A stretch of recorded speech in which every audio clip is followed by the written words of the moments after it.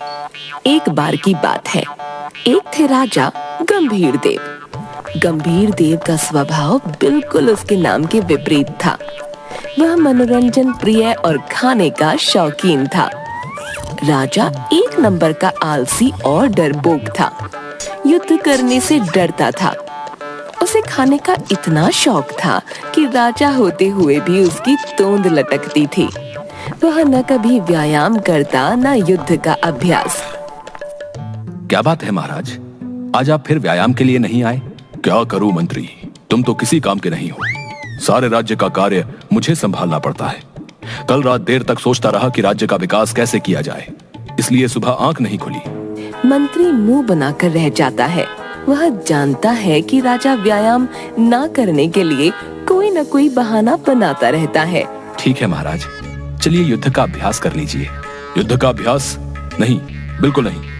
मुझे युद्ध करना बिल्कुल पसंद नहीं। जमीन के लिए लोगों को जान से मारना भला कहाँ की इंसानियत है। मैं कभी युद्ध नहीं करूंगा और ना ही युद्ध का अभ्यास करूंगा। महाराज, माना कि आपको युद्ध के नाम पर होने वाली मारकाट से सख्त नफरत है, पर यदि कोई दूसरा राजा हमारे राज्य पर आक्रमण करेगा तब तो आपको युद्ध करना ही पड़ेगा। तो ये इतनी बड़ी सेना और सेनापति किस काम आएंगे? इन्हें युद्ध का अभ्यास करवाओ। मंत्री मुंह बनाकर रह जाता है। ये राजा बहुत डरपोक है। युद्ध करना तो दूर, एक चींटी भी नहीं मार सकता। केवल खा खा कर मोटा होता जा रहा है और बड़ी बड़ी बातें करता है। हे भगवान, केवल सेना के भरोसे कब तक रह सकते हैं? मंत्री, क्या सोच रहे हो? हमारा मन नहीं लग रहा। मनोरंजन का कुछ प्रबंध करो। जी महाराज, आप पहले भोजन कर लीजिए, उसके बाद मैं मनोरंजन का प्रबंध करता हूँ। राजा जब भोजन के लिए बैठता तो एक ही समय में 8 लोगों का खाना खा जाता। सेवक बेचारे उसका पेट भरने तक एक के बाद एक कभी सब्जियां, पूरियां, रोटी, चावल, दालें, मिष्ठान आदि लाते रहते और राजा बड़े मजे से खाने का आनंद लेता रहता। भोजन करने के बाद राजा अपनी रानी और कुछ अन्य मंत्रियों के साथ सिंहासन पर मनोरंजन के लिए बैठता। जोकर के वेश में एक आदमी आता है।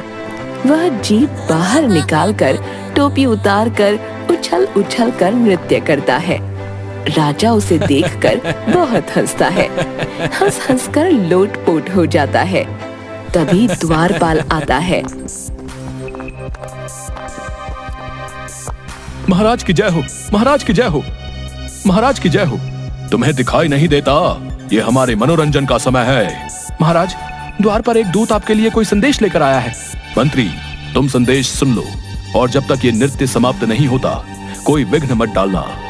वह अपने आनंद में मग्न हो जाता है और द्वारपाल मंत्री के कान में कुछ कहता है। मंत्री उसे हाथ से इशारा करता है और नृत्य समाप्त होने की प्रतीक्षा करता है। नृत्य समाप्त हो जाता है, जोकर चला जाता है और राजा खूब हंसता है। महाराज, क्या अब हम दूत को बुला लें? कौन सा दूत? बहुत देर से आया हुआ है, आपकी प्रतीक्षा कर रहा है। क्या मैं उसे सभा में बुला लूं? बुला लो, देखते हैं क्या संदेश लाया है। राजा गंभीर देव की जय हो। महाराज, मैं आपके पड़ोसी राज्य से आया हूँ। पड़ोसी राज्य से? वो तो हमारे मित्र सोमदेव का है। जी महाराज, पर क्या आप ये नहीं जानते कि सोमदेव अब इस दुनिया में नहीं है? ये कब हुआ? कई महीने पूर्व पड़ोसी राज्य के राजा सोमदेव के पुत्र मंगलदेव हैं। मैं उन्हीं का संदेश लाया हूँ। कैसा संदेश? राजा मंगलदेव का कहना है कि आप उन्हें अपना राज्य सौंप दीजिए, अन्यथा वे अपनी सेना के साथ आप पर आक्रमण कर देंगे। संभल कर दूत, जबान संभाल कर बात करो। पर राजा आक्रमण की बात से डर जाता है। आक्रमण? नहीं नहीं, हम युद्ध नहीं चाहते। तुम मंगलदेव से जाकर कहो कि वो हमसे आकर मिले।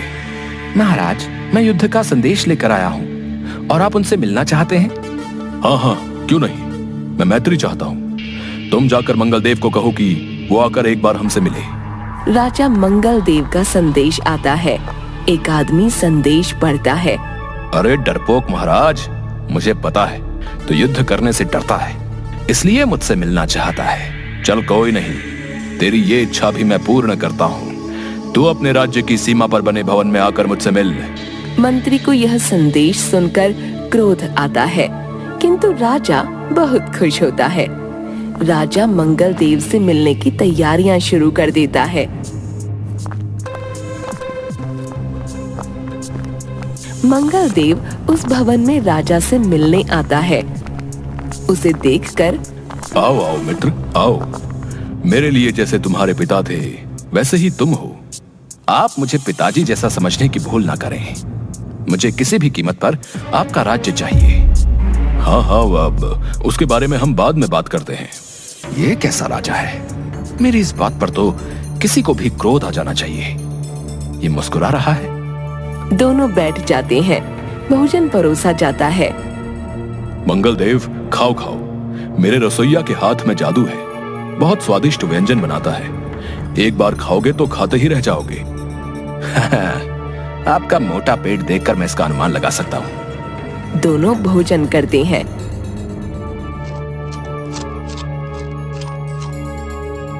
वाह, क्या बात है। भोजन तो वाकई बहुत स्वादिष्ट है। मैं न कहता था मेरे रसोइया के हाथ में जादू है। महाराज, युद्ध तो जरूर होगा, पर इस बार जमीन के लिए नहीं, आपके रसोइये के लिए। आप चुपचाप ये रसोइया मुझे दे दो, अन्यथा युद्ध के लिए तैयार रहिए। आप जानते नहीं क्या कि अभी तक मैं एक भी युद्ध में पराजित नहीं हुआ। मेरी सेना जैसी सेना आसपास के कई राज्यों में नहीं है। सुनकर गंभीर देव डर जाता है। युद्ध? नहीं नहीं, मैं युद्ध नहीं चाहता। युद्ध करना नहीं चाहते हो या युद्ध कर नहीं सकते? वैसे भी आप इतने मोटे हैं, युद्ध क्या करोगे? ऐसा करो, अपना ये रसोइया मुझे दे दो और मैं आप पर आक्रमण करने का विचार त्याग दूंगा। नहीं नहीं, मैं ये रसोइया तुम्हें किसी भी कीमत पर नहीं दूंगा। तुम्हें राज्य चाहिए ले लो, पर रसोइया नहीं दूंगा। महाराज, ये क्या कह रहे हैं? आप एक रसोइये के लिए मातृभूमि को कुर्बान करने की बात कर रहे हैं। प्रजा क्या सोचेगी? महाराज, इस समय आप अपने कर्तव्य का पालन कीजिए। स्वादिष्ट व्यंजन का लालच छोड़ दीजिए। मैं आपको इससे भी अच्छा रसोइया लाकर दूंगा। मंत्री, तुम सच कह रहे हो? आप मुझ पर विश्वास कीजिए। ठीक है राजा मंगल देव, तुम मेरा रसोइया ले जाओ, परंतु यहाँ आक्रमण करने की सोचना भी नहीं। देखा, जीत तो मेरी ही हुई। अच्छा हुआ जो बला टली। मंगल देव अपने महल में आकर बहुत हंसता है। वो मूर्ख राजा क्या समझता है, मैं उसे छोड़ दूंगा? मैंने उसका ये रसोइया भी ले लिया, अब उसका राज्य भी लूंगा। कुछ दिनों बाद मैं बिना सूचना के आक्रमण करूंगा। आक्रमण की तैयारी करो, अब हम बिना बताए आक्रमण करेंगे। वहीं दूसरी ओर गंभीर देव अपने ऐश्वर्य और आराम के जीवन में मस्त था। मंत्री दूसरा रसोइया ले आता है। राजा जब खाना खाने बैठता है,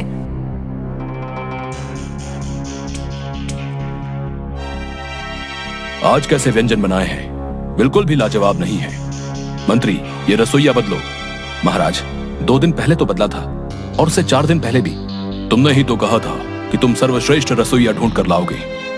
अब तुम्हें लाना पड़ेगा, वरना तुम मेरे लिए खाना बनाओ। वैसे भी तुम बहुत अच्छा भोजन बनाते हो। ये कैसा राजा है? इसे खाने और हंसने के सिवा कुछ और नहीं सोचता। मंत्री बेचारा एक और रसोइया लेकर आता है और राजा को इसका बनाया भोजन पसंद आता है। हाँ, बहुत स्वादिष्ट भोजन बना है। इसी रसोइये को रखो, इसके सिवा और कोई मेरा भोजन नहीं बनाएगा। हे भगवान, धन्यवाद, नहीं तो सारा काम छोड़कर मैं केवल रसोइया ही ढूंढता फिरता। कुछ दिनों बाद राज्य सभा में सभी बैठे थे, तभी द्वारपाल दौड़कर आता है। महाराज की जय हो। क्या आफत आ गई है जो तुम इतनी जोर से बोल रहे हो? महाराज, वो अभी सेना से खबर आई है, मंगल देव ने अचानक आक्रमण कर दिया है और हमारी सेना बौखला गई है। यह खबर सुनकर राजा डर जाता है। क्या? महाराज, आप घबराइए मत, मैं देखता हूँ। आक्रमण हो गया? कौन युद्ध करेगा? महाराज, हमारी सेना मंगलदेव की सेना का सामना कर रही है। आप जाइए, युद्ध कीजिए। आपके बिना सेना का मनोबल कैसे बढ़ेगा? युद्ध युद्ध ना बाबा ना, मुझसे नहीं होगा। बहता हुआ रक्त देखकर मेरा जी घबराता है। तभी एक और सेवक मंत्री के पास आता है। गुप्तचर बोलो, क्या पता लगा है? मैंने तुम्हें मंगलदेव के बारे में सब कुछ पता करने के लिए कहा था। सेवक मंत्री के कान में कुछ कहता है। मंत्री कई सेवकों को बुलाकर कहता है, पूरे राज्य में यह अफवाह फैला दो कि राजा के महल के बाहर जितने भी पेड़ लगे हैं उन पर भूतों का वास है, और सभी नागरिकों को महल में बनी गुप्त सुरंग के द्वारा राज्य से बाहर निकालो। मंत्री जी, यह अफवाह फैलाने का क्या कारण है? गुप्त सूत्रों से पता चला है कि मंगलदेव की प्रजा अंधविश्वासी है और वो स्वयं भी भूत आत्मा आदि के अस्तित्व में विश्वास करता है। वो इसके नाम से भी डरता है। इस समय सभी की जान बचाने का यही एक उपाय है। हमारी सेना मंगलदेव की सैन्य शक्ति का सामना अधिक समय तक नहीं कर सकती। सभी सेवक बाहर जाकर तेजी से यह अफवाह फैला देते हैं और थोड़ी ही देर में महाराज, सुनने में आया है कि गंभीर देव के महल के बाहर लगे सभी पेड़ों पर भूतों का वास है। क्या वहां तक जाना उचित है? क्या भूत? पहले तो नहीं सुना था। महाराज, अभी तक तो ये सुनने में आया है कि हमारे कुछ सैनिक जो वहां गए थे वे वापस नहीं लौटे, गायब हो गए हैं। क्या? जी महाराज। तो ऐसा करो, युद्ध और सेना दोनों को यहीं तक सीमित रखो। गंभीर देव अपने महल से जरूर बाहर आएगा। वहीं दूसरी ओर मंत्री अपनी चतुराई से राजा और सभी नागरिकों को राजमहल में बनी गुप्त सुरंग द्वारा राज्य से बाहर निकालकर उनके जीवन की रक्षा करता है।